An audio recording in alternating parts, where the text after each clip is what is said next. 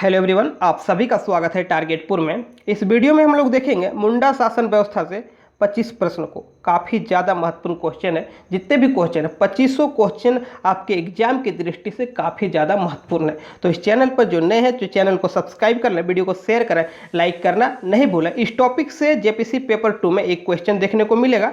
तो लेट नहीं करते, शुरू करते हैं आज का क्वेश्चन। इससे पहले आप सभी को बता देना चाहते हैं जेपीसी पेपर 2 जिसमें से झारखंड जीके रहेगा 100 क्वेश्चन।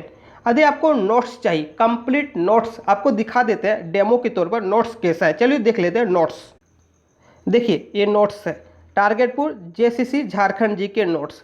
कंप्लीट सिलेबस इसमें कवर किया गया है। जनजातियों के शासन व्यवस्था से शुरू करके एकदम विविध तक जितने भी सिलेबस में जो जो टॉपिक है सबको कवर किया गया है। जनजातियों के शासन व्यवस्था, मुंडा शासन व्यवस्था शुरू होकर आप लोग देख सकते हैं कि जितने भी इंपॉर्टेंट क्वेश्चन है सबको शामिल किया गया है। नागवंशी शासन व्यवस्था, उसके बाद देखिए पढ़ा पंचायत शासन व्यवस्था, इस तरह करके जो भी टॉपिक है सबको कवर किया गया इस जो आप नोट्स देख रहे हैं इसमें। यदि इस नोट्स को आप बाय करना चाहते हैं तो देखिए व्हाट्सएप नंबर है 9631926220। इस नंबर पर जेपीसी लिखकर मैसेज कीजिए, सारा इंफॉर्मेशन आपको बताया जाएगा। इसमें 245 पेज है और साथ ही साथ 30 पेज और है सीएनटी एसपीटी का। सीएनटी एसपीटी को हम अलग कर दिए। सीएनटी एसपीटी में टोटल 150 क्वेश्चन है, तो इसमें 245 और 30 275 पेज का यह पीडीएफ है। इसे बाय करना चाहते हैं तो फिर से हम व्हाट्सएप नंबर बता दे रहे हैं 9631926220। तो चलिए अब शुरू करते हैं मुंडा शासन व्यवस्था से 25 महत्वपूर्ण प्रश्न को। देखिए पहला प्रश्न है, मुंडा शासन व्यवस्था किस जनजाति की शासन व्यवस्था है? तो मुंडा शासन व्यवस्था किस जनजाति की शासन व्यवस्था है? मुंडा का। और मुंडा शब्द का अर्थ क्या होता है? मुंडा शब्द का सामान्य अर्थ होता है विशिष्ट व्यक्ति। याद रखिएगा, विशिष्ट व्यक्ति, सामान्य अर्थ। तो इसका विशिष्ट अर्थ देखें तो गांव का राजनीतिक प्रमुख, तो गांव का राजनीतिक प्रधान। देखिए सामान्य अर्थ होता है, मुंडा शब्द का सामान्य अर्थ है विशिष्ट व्यक्ति, तो इसे विशिष्ट अर्थ में देखें तो गांव का राजनीतिक प्रमुख। चलिए सेकंड नंबर देखते हैं।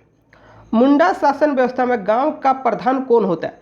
मुंडा शासन व्यवस्था में गांव का प्रधान कौन होता है? तो मुंडा ही होता है। गांव का प्रधान कौन होता है? मुंडा ही होता है। मुंडा का जो पद है यह वंशागुणत होता है, एक पीढ़ी के बाद एक, एक पीढ़ी के बाद एक, इस तरह ट्रांसफर होते रहता है।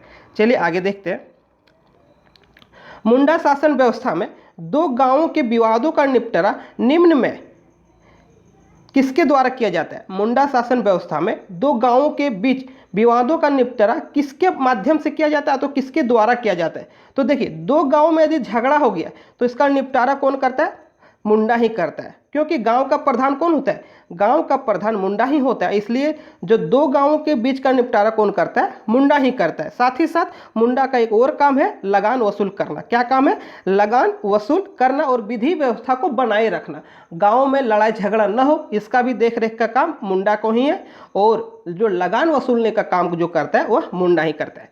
चलिए अब देखिए 4 नंबर, इस शासन व्यवस्था में, मुंडा शासन व्यवस्था में ग्रामीणों से लगान वसूलने का कार्य कौन करता है? अभी बताएं, मुंडा ही। ग्रामीणों से जो लगान वसूलने का कार्य कौन करता है? मुंडा ही करता है। चलिए 5 नंबर देखते हैं। मुंडाओं द्वारा निर्मित भूमि को क्या कहा जाता है? मुंडाओं द्वारा निर्मित भूमि को क्या कहा जाता है? खुटकुटी भूमि। क्या कहा जाता है? खुटकुटी भूमि। और उरांव के द्वारा बनाया गया जो भूमि है उसे क्या कहा जाता है? यदि जानते हैं तो आप लोग कमेंट कीजिए। उरांव के द्वारा बनाई गई भूमि को क्या कहते हैं? यहाँ पर मुंडाओं द्वारा निर्मित किए गई भूमि को क्या कहते हैं? खुटकुटी भूमि। चलिए आगे देखते हैं 6 नंबर। मुंडाओं द्वारा भूमि निर्मित करने वाले व्यक्ति को क्या कहा जाता है? देखिए भूमि निर्मित को खुटकुटी भूमि कहते हैं, लेकिन जो बनाया, जिसने बनाया उसे क्या कहा जाता है? देखिए क्या कहा जाता है? खुटकुटीदार। क्या कहा जाता है? खुटकुटीदार। चलिए 7 नंबर देखते हैं। मुंडा शासन व्यवस्था में खूट शब्द का क्या अर्थ होता है? खूट शब्द का क्या अर्थ होता है? देखिए खूट शब्द का क्या अर्थ होता है? खूट शब्द का अर्थ होता है परिवार। क्या होता है? परिवार। खूट शब्द का क्या अर्थ होता है? परिवार। आप लोग याद रखिएगा, मुंडा शासन व्यवस्था में खूट शब्द का क्या अर्थ होता है? परिवार। 8 नंबर देखिए, मुंडा ग्राम पंचायत को क्या कहा जाता है? मुंडा ग्राम पंचायत को क्या कहा जाता है? तो क्या कहा जाता है? हातू। याद रखिएगा, मुंडा ग्राम पंचायत को हातू कहा जाता है। चलिए अब देखते हैं क्वेश्चन नंबर 9। इस शासन व्यवस्था में कई गांवों से मिलकर बनी पंचायत को क्या कहा जाता है? मुंडा शासन व्यवस्था में कई गांवों से मिलकर बनी पंचायत को क्या कहा जाता है? तो देखिए ऑप्शन है पढ़ा या पढ़ा, अखरा, हाथू, पीरपंच। 4 ऑप्शन है। तो क्या कहा जाता है? कई गांवों से मिलकर बनी पंचायत को पढ़ा या तो पढ़ा कहा जाता है। पढ़ा पंचायत या तो पढ़ा पंचायत। चलिए अब 10 नंबर देखते हैं। मुंडा शासन व्यवस्था में सर्वोच्च न्यायपालिका, कार्यपालिका तथा विधायिका की संज्ञा किसे दिया गया? फिर से क्वेश्चन देख लीजिए। मुंडा शासन व्यवस्था में सर्वोच्च न्यायपालिका, कार्यपालिका तथा विधायिका की संज्ञा किसे दिया गया है? तो किसे दिया गया? ऑप्शन देख लीजिए, पढ़ा को, अखरा को, हाथू पंचायत को, मानकी को। तो इस क्वेश्चन का सही आंसर है पढ़ा को। पढ़ा को सर्वोच्च न्यायपालिका, कार्यपालिका तथा विधायिका की संज्ञा दी गई है। 11 नंबर देखते हैं। पढ़ा पंचायत के सर्वोच्च अधिकारी कौन होता है? पढ़ा पंचायत के सर्वोच्च अधिकारी कौन होता है? तो आप लोग याद रखिएगा, पढ़ा राजा। कौन होता है?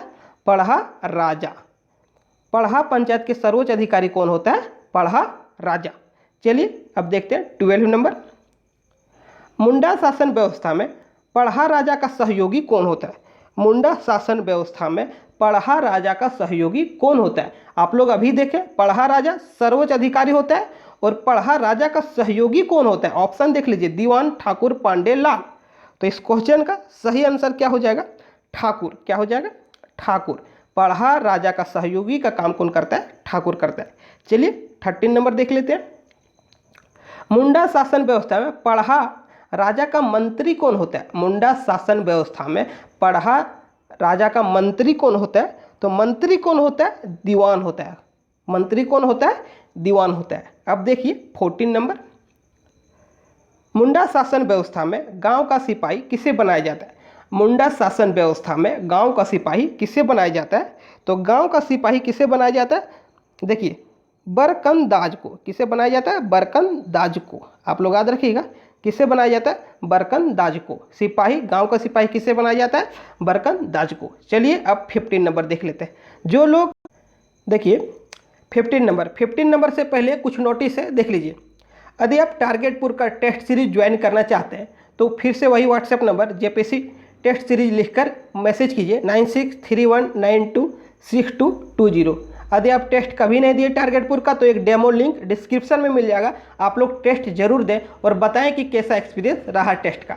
तो आप लोग जो टेस्ट नहीं दिए तो डेमो लिंक डिस्क्रिप्शन में मिल जाएगा, और टेस्ट सीरीज में जुड़ना चाहते हैं तो 9631926220 पर संपर्क करें। चलिए आगे देखते हैं 15 नंबर। मुंडा शासन व्यवस्था में पढ़ा पंचायत स्थल को क्या कहा जाता है? मुंडा शासन व्यवस्था में देखिए, पढ़ा पंचायत स्थल को क्या कहा जाता है? तो क्या कहा जाता है? अखड़ा कहा जाता है। क्या कहा जाता है? अखड़ा। मुंडा शासन व्यवस्था में गांव का सांस्कृतिक केंद्र कहाँ होता है? मुंडा शासन व्यवस्था में गांव का सांस्कृतिक केंद्र कहाँ होता है? तो कहाँ होता है? अखड़ा में। कहाँ होता है? अखड़ा। चलिए अब देखते हैं 17 नंबर। पढ़ा पंचायत के प्रधान को क्या कहा जाता है? पढ़ा पंचायत के प्रधान को क्या कहा जाता है? तो क्या कहा जाता है? मानकी कहा जाता है। पढ़ा पंचायत के प्रधान को क्या कहा जाता है? मानकी कहा जाता है। और मानकी का जो पद है वंशागुणत होता है, पीढ़ी दर पीढ़ी ट्रांसफर होते रहता है। क्या होता है? वंशागुणत पद है। चलिए अब देखते हैं क्वेश्चन नंबर 18। मुंडा गांव के धार्मिक प्रधान को क्या कहा जाता है? बहुत ही इंपॉर्टेंट क्वेश्चन है। धार्मिक प्रधान कोई भी जनजाति की हो, बार बार एग्जाम में रिपीट करता है, इसलिए इस क्वेश्चन को आप लोग विशेष ध्यान से देखें। मुंडा गांव के धार्मिक प्रधान को क्या कहा जाता है? ऑप्शन देख लीजिए। और क्या कहा जाता है? पाहन कहा जाता है। क्या कहा जाता है? पाहन कहा जाता है। और पाहन से रिलेटेड एक और क्वेश्चन है, देखिए 19 नंबर में। पाहन को लगान मुक्त भूमि प्रदान किया जाता है, जिसे क्या कहा जाता है? तो भूहरी भूमि, पहनई भूमि, मंझेस भूमि और डाली कटारी भूमि। तो बहुत ही इंपॉर्टेंट क्वेश्चन है। देखिए, पाहन को लगान मुक्त भूमि प्रदान किया जाता है, जिसे डाली कटारी भूमि कहते हैं। क्या कहते हैं? डाली कटारी भूमि कहते हैं। टेलीग्राम में अवश्य ज्वाइन कीजिए। चलिए अब देखते हैं 20 नंबर। मुंडा गांव में पाहन के सहायक कौन होते हैं? मुंडा गांव में पाहन के सहायक कौन होते हैं? तो पाहन के सहायक कौन होते हैं? आप लोग ऑप्शन देख लीजिए, महतो, मांझी, गुड़ित, पुजार। तो पाहन के सहयोगी कौन होते हैं? तो पाहन के सहयोगी महतो होते। कौन होते?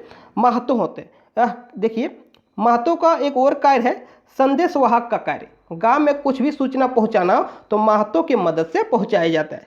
देखिए आगे क्वेश्चन है 21 नंबर में देखिए, मुंडाओं के गांव में संदेश वाहक का कार्य कौन करता है? तो अभी बताएं, महतो। कौन करते हैं? महतो। चलिए अब देखते हैं 22 नंबर।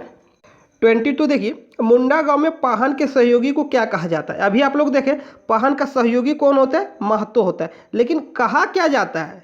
आप लोग क्वेश्चन को देखकर कंफ्यूज हो जाइएगा। फिर यहाँ पर महतो को यदि ऑप्शन रहता है महतो तो महतो टिक लगा देते हैं, लेकिन यहाँ पर क्वेश्चन देखिए क्या पूछा गया, मुंडा गांव में पाहन के सहयोगी को क्या कहा जाता है? पिछला क्वेश्चन में हम लोग देखे थे मुंडा गांव में पाहन का सहयोगी कौन होता है, तो सहयोगी महतो होता है। कौन होता है? महतो। लेकिन महतो को कहा क्या जाता है? तो महतो को पुजार कहा जाता है, तो पनभरा कहा जाता है। क्या कहा जाता है? पुजार या तो पनभरा। तो इस क्वेश्चन का आंसर हो जाएगा ए और बी। चलिए 23 नंबर देखिए, मुंडा गांव में भूत प्रेत से बचने हेतु विशेष पूजा की जाती है, इसी के एवज में पाहन को अतिरिक्त भूमि प्रदान किया जाता है। अभी आप लोग देखें कि पाहन को लगान मुक्त भूमि दिया जाता है, जिसे डाली कटारी भूमि कहते हैं। लेकिन यहाँ भूत प्रेत से बचने के लिए एक पाहन को अतिरिक्त भूमि प्रदान किया जाता है। उस भूमि को क्या कहते हैं? तो उस भूमि को भूत खेता कहते हैं। क्या कहते हैं? आप लोग याद रखिएगा, भूत खेता। चलिए 24 देखते हैं, मुंडा शासन व्यवस्था में पंचायत के सभा को संचालित कौन करता है? मुंडा शासन व्यवस्था में पंचायत के जो सभा होता है उसे संचालित कौन करता है? तो संचालित करने का काम कौन करता है? देखिए, दारोगा करता है। कौन करता है? दारोगा।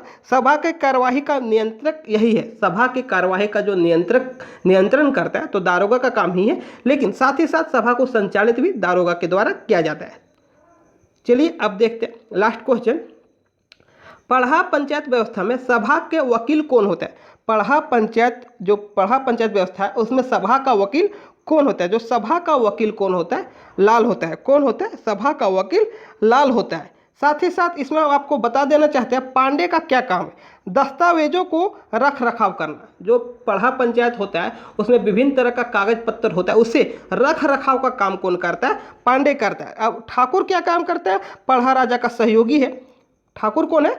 पढ़ा राजा का सहयोगी। और मानकी क्या है? पढ़ा पंचायत के प्रधान को मानकी कहा जाता है। आप याद रखिएगा, पिछला क्वेश्चन में पढ़ा है कि पढ़ा पंचायत व्यवस्था में जो प्रधान होता है उसको मानकी कहा जाता है। लाल क्या करता है? अभी हम आप लोग को बताएं, लाल का काम है सभा का वकील। कौन है सभा का वकील? लाल। पांडे जो दस्तावेज को सुरक्षित रखता है। ठाकुर अभी बताएं आप लोग को पढ़ा राजा का सहयोगी। और मानकी पढ़ा पंचायत के प्रधान को मानकी कहा जाता है। तो सभी ऑप्शन को हम लोग ध्यान से देखें।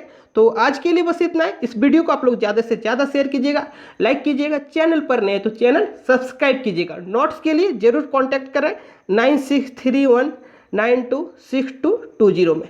चलिए आज के लिए इतना ही।